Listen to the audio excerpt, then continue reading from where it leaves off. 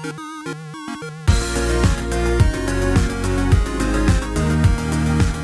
everyone, welcome back to another Anime Kingdom review. See by title below, yes, this is on episode 12 and episode 13 of Recreators. And yes, you might be wondering why this is a double episode review and why this is late. Well, if you have not been up to date with my Facebook and Twitter, I've been sick. I was sick all of the week of episode 12 and a lot of the week of episode 13. And finally, I am, starting to feel better that I can actually make these videos. So that's why here we are. That's why it's a double episode review and why it is late.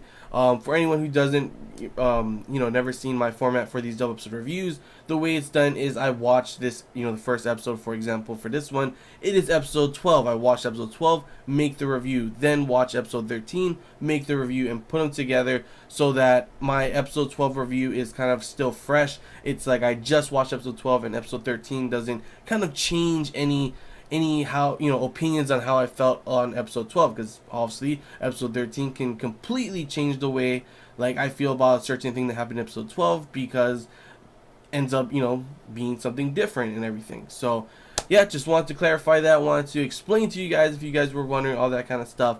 And yeah, let's get on to how I felt about episode 12 first.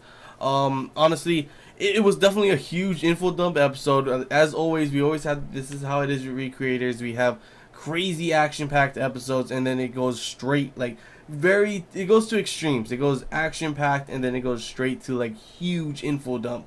And I'm okay with info dump. It's a lot of build-up. It's very interesting and stuff like that, but sometimes it does get a little kind of boring in certain aspects, certain parts. I do understand why there are some people, not some people, a lot of people in the forums that are saying, oh, this is kind of boring, this is boring, and I do get that. But sometimes, build-up is important. This information is important, but I do understand that maybe they could kind of spread out the info a little bit and spread out the action a little bit instead of just having to the separate extremes, But overall, this episode, it got several kind of things pretty much set for us. We got to see a little bit of Blitz and learn about something about his daughter. He lost his daughter. Alice was pretty much trying to talk to him and see how come he didn't, it seems that he doesn't care about, going back to his world at all and all this kind of stuff. So we do see a little bit on him. I would like to see more about him because he's still kind of the only character that we don't really have much info on. The only info we have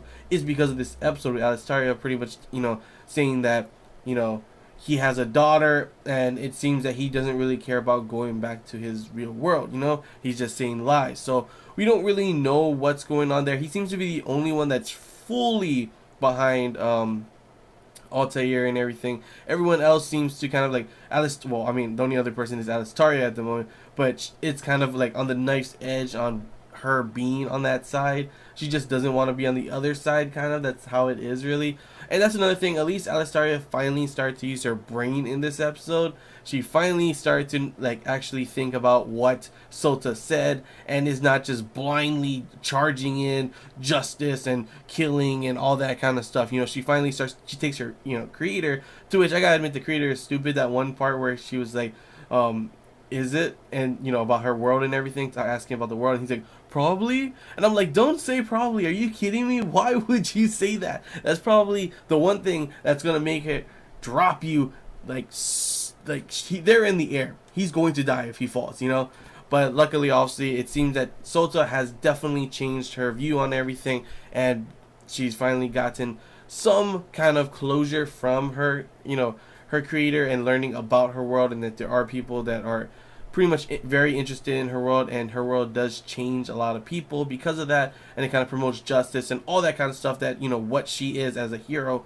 And it at least makes it so we do get some development for her, because for a while it's kind of been just she's literally just very naive and very you thought that Mamika was naive, but it's kind of more, it's been Alistaria, and she's so easy to pretty much control. As you can see, before she would just blindly follow whatever Altair said, and also before she was gonna full on kill Meteora, even though Meteora wasn't even the one who killed her.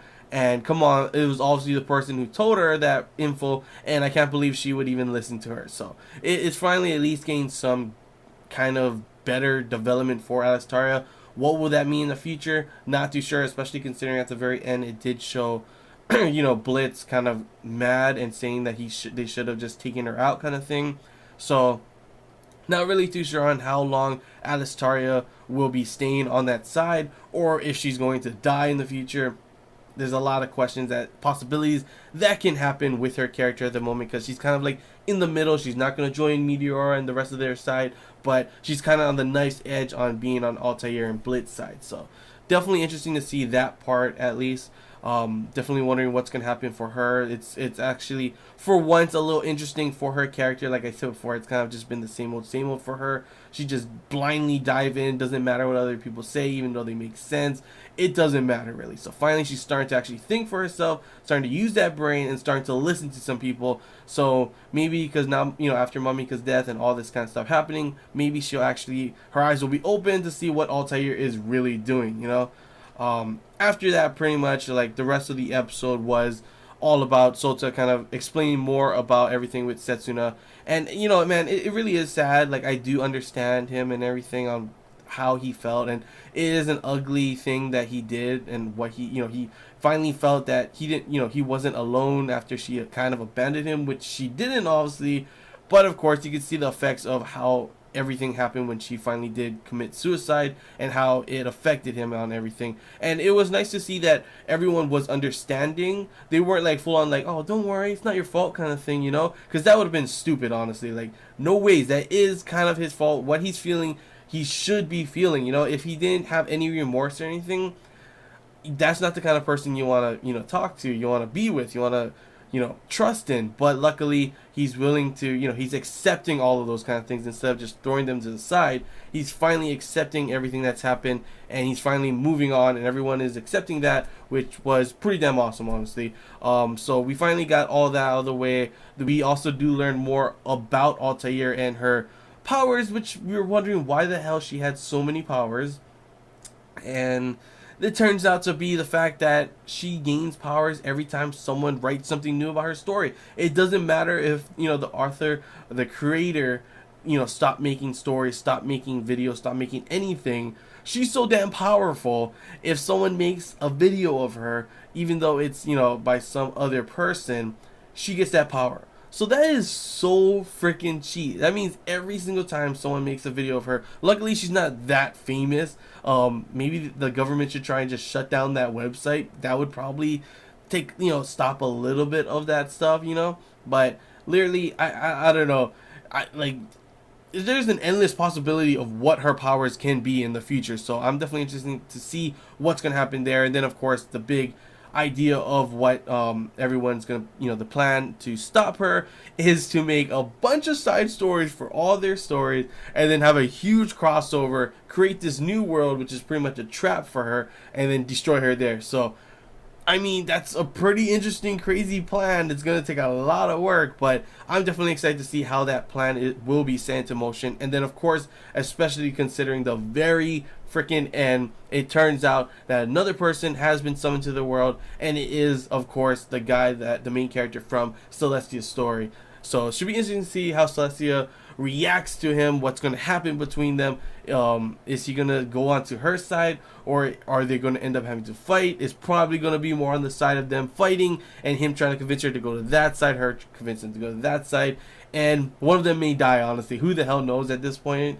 And of course, you know, what's it called, Altair did say there is room for 2 or 3 more people before they, you know, advance on, you know, their attack and everything. So we may be getting more characters as well, which is pretty damn interesting. I'm wondering if they're going to be from, like, how obviously he is also from Celestia's world as well. Will it be another character from another of the worlds that we've already seen, or will it be a brand new character? It should be interesting to see how that will be in, like, the next coming episodes. But yeah, that's all I gotta say about this episode, guys. So I'm gonna have a little cut here, and then we'll get to the episode 13 portion of the review. So in 3, 2, 1, and here we are at the episode 13 portion of the review. This is probably gonna be pretty damn short, considering the fact that I didn't know that this was how episode 13 was gonna be, but it's pretty much just a recap. So yeah, I mean, I don't normally enjoy recaps at all. I usually just kind of skim through them, to which I started to at first.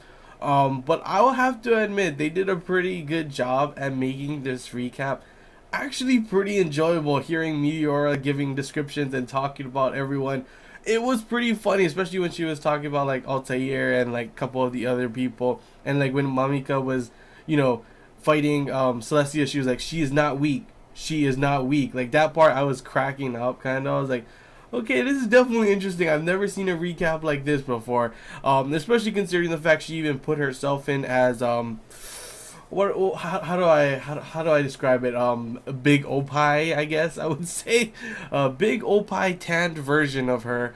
And she even like at one point said like she killed, you know, she beat Altair and that was the end of the story. Everyone, there was a meteor a day and everything, and I was cracking up. I was like, I'm pretty sure that that's not what happened. And then of course she continues it on, and we even see later on, if you loved, you know, tanned big Opie Meteora, you see her again playing, you know, giving a description of everyone and the story so far with a pool table. So yeah, I'll definitely give them definitely a creative, interesting way to do a recap that honestly, I'm not gonna lie, it made it pretty enjoyable. But like, this is like one of the first times I've actually kind of watched a recap. Like normally, like I will just kind of skim through it, speed through it, but this one I actually watched more of it in comparison to any other recap I have ever done before.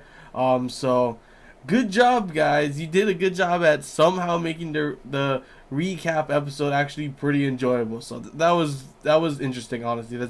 But yeah, that's pretty much all I gotta say. It literally was just a recap episode. Everything's gonna be starting in the next week. So yeah, I guess that's all I really gotta say. Definitely excited to see how the next episodes will go now that we will be going back onto the regular, you know, not recap schedule kind of stuff. So yeah, that's all I gotta say. So till next time, guys, hope you guys enjoy this Anime Kingdom review. If you have any questions, feel free to comment below. If anything I missed and you want to talk about, comment below as well. And if you did enjoy it, leave a like. If you haven't already, feel free to subscribe for more content. And as always, guys, I want to hear your guys' thoughts on how you felt about episode 12. Good, bad, however you want to talk about it. Feel free to comment below your thoughts. And if you want to also as well, I want to hear what did you guys think about that recap? Did you enjoy it? Was it something different than what you've normally seen in a recap? Did you actually watch it for once? Was it enjoyable like it was for me at least? I'm not saying it was like the most amazing thing in the world, but it was definitely something different, and it definitely kept me at least like not just skimming straight through the whole thing. So that's definitely a first for me at least. But yeah, that's all I gotta say, guys. So till next time, see ya.